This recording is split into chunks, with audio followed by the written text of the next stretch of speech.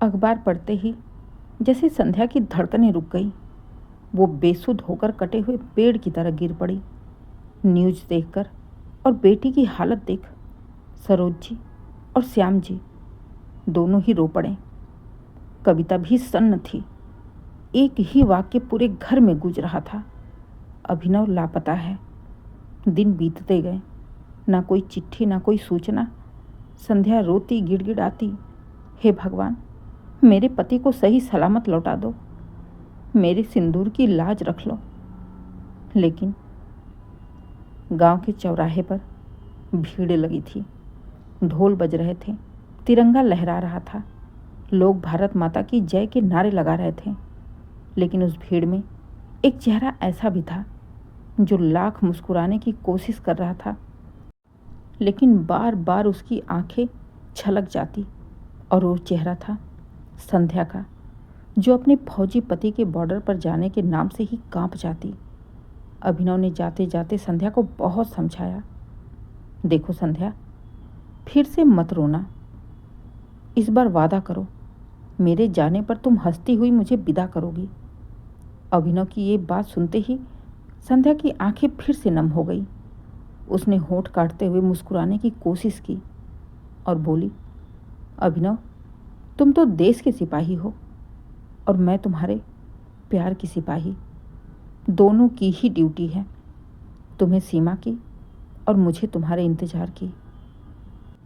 तभी बस का हॉर्न बजा। अभिनव मुस्कुराते हुए उसके माथे को चूमकर चला गया। संध्या का दिल धक से करके रह गया। उसे ऐसा लगा जैसे कोई उसके शरीर से उसकी जान निकाल कर लेकर चला गया हो। उसके बाद बस पत्तों की सरसराहट थी, सुनसान सा रास्ता था, एक अधूरी सी गूंज थी और एक लंबा इंतजार। अभिनव तो चला गया, लेकिन संध्या को हर पल एक डर सताता था। संध्या का मन अब उसके ससुराल में नहीं लग रहा था। अभिनव के जाने के बाद ससुराल में अकेले रहना उसे तोड़ देता। इसलिए संध्या कुछ दिनों के लिए मायके आ गई। संध्या की माँ सरोज जी बेटी के दिल की हालत समझती थी। उन्हें पता था कि उनकी बेटी के मन में हमेशा एक डर सा बैठा है। वो अंदर ही अंदर खुद से लड़ती है।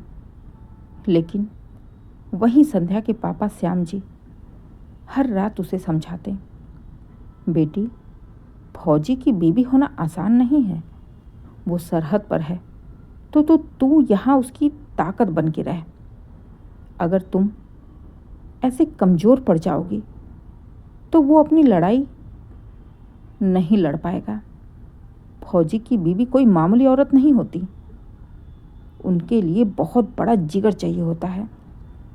तुम्हें तो अपने आप पर गर्व होना चाहिए कि तुम्हारा पति एक फौजी है। पापा की बात सुन कुछ देर के लिए तो संध्या के मन में शांति रहती, उसे हिम्मत मिलती, ताकत मिलती। लेकिन ये ताकत भी कभी कभी कमजोरी की चादर ओढ़ लेती। हर न्यूज़ चैनल का ब्रेकिंग न्यूज़ उसका दिल चीर जाता।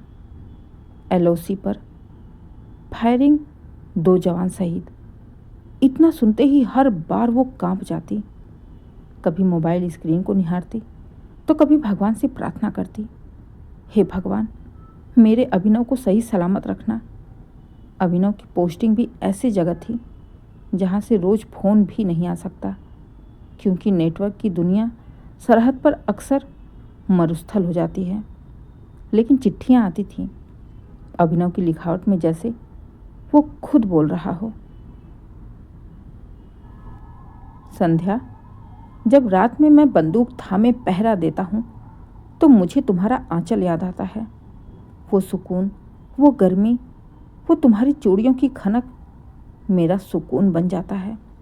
मुझे पता है कि तुम हर रोज़ मेरा इंतज़ार करती हो।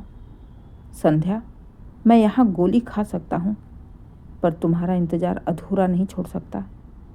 तुमसे वादा करता हूँ, लौटूंगा ज़रूर। अभिनव की चिट्ठी पढ़कर संध्या फूट फूट कर रोती।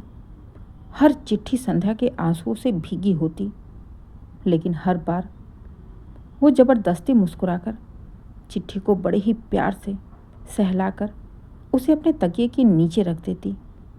संध्या की एक बचपन की सहेली थी कविता। दोनों ही एक दूसरे से अपना हर दुख सुख साझा करती थी। कविता जब भी संध्या से मिलती तो अक्सर कहती, संध्या, तेरा चेहरा बुझा बुझा सा है, कुछ खा पी लिया भी कर। अभिनव को क्या लगेगा जब वो लौटेगा और तुझे यूं कमज़ोर दिखेगा तो?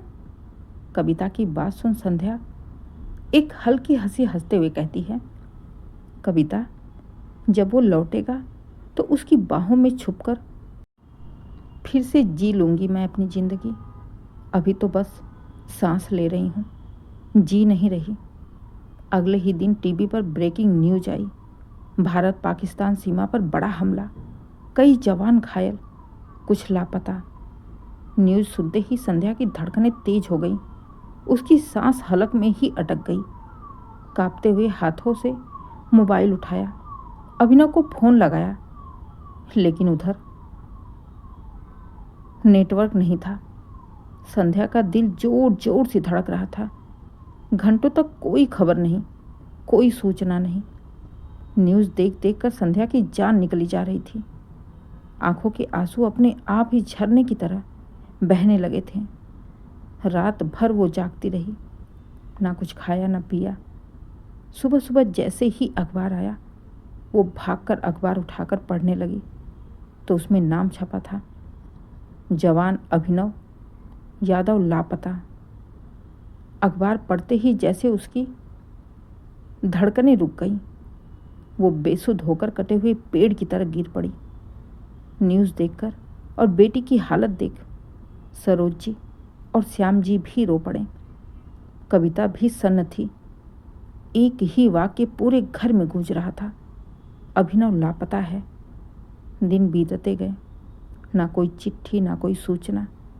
संध्या हर मस्जिद, हर मंदिर, हर गुरुद्वारे में जाती, हाथ जोड़ती, रोती, गिड़गिड़ाती, हे भगवान, मेरे पति को सही सलामत लौटा दो, मेरे सिंदूर की लाज रख लो। हर दिन संध्या तड़प तड़प कर रह जाती। अंदर ही अंदर संध्या खत्म हो चुकी थी।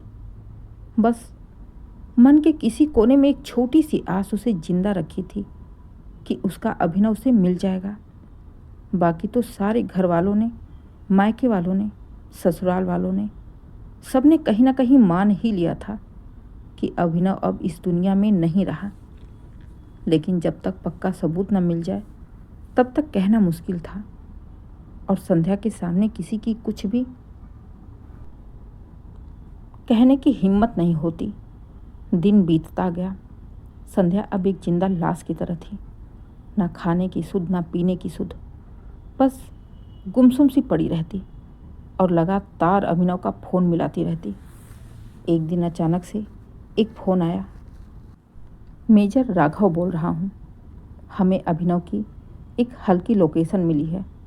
वो दुश्मनों के इलाके में घायल पड़ा हुआ है पर जिंदा है। ऑपरेशन जारी है, जल्दी ही कोई ना कोई सूचना आप तक पहुंच जाएगी। खबर सुनते ही जैसे संध्या को एक उम्मीद की किरण दिखाई दी। उसके शरीर में जैसे जान आ गई। वो खुद से ही बड़बड़ाने लगी, आएगा, मेरा अभिनव जरूर लौट कर आएगा, वो लौटेगा, जरूर लौटेगा। और करीब एक लंबे इंतजार के बाद एक दिन गांव में फिर से भीड़ थी, फिर से तिरंगा, फिर से जयकारे। लेकिन इस बार संध्या पीछे नहीं बल्कि दौड़ती हुई आगे आई और सामने खड़ा था उसका अभिनव। हाथ में पट्टी बंधी थी, पैर में हल्का जख्म, पर आंखें वही थी जिसमें सिर्फ संध्या ही बसी थी। संध्या भागकर कसकर अभिनव को पकड़ लेती है और रोते हुए कहती है, तुम आ गए अभिनव, मुझे पता था तुम जरूर आओगे।